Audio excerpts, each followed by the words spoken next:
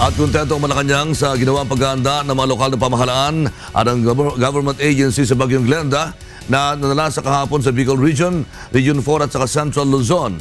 Ito ang balita ni Nel Maribuhok. Natuto na ang bansa sa Bagyong Yolanda. Ito ang inihayag ni Presidential Communications Secretary Herminio Coloma Jr.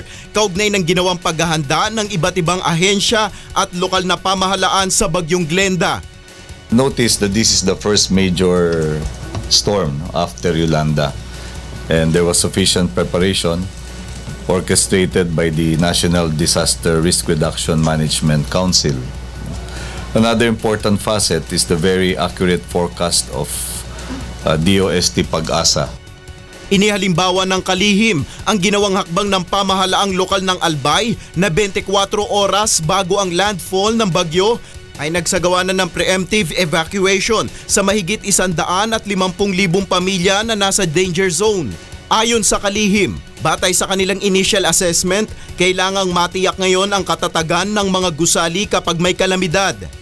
Doon sa aspeto ng disaster resiliency, no? Halimbawa doon sa tinutunghayan natin yung mga casualties, merong mga nabagsakan ng pader. Baka naman meron na talagang danger na ganun dati. Pangalawa, yung sa mga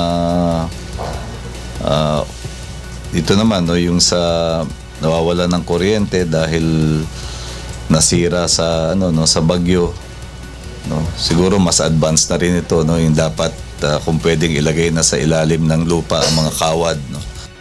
Sinabi rin ng Malacanang na sinisikap na ng Department of Energy na maibalik ang mahigit 70% ng supply ng kuryente sa Metro Manila ngayong araw.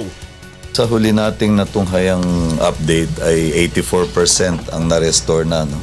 Simula kanina umaga at sinisikap nilang maibalik ito sa lalong madaling panahon. Ang target nila ay within today yata ay maka more than 90% na.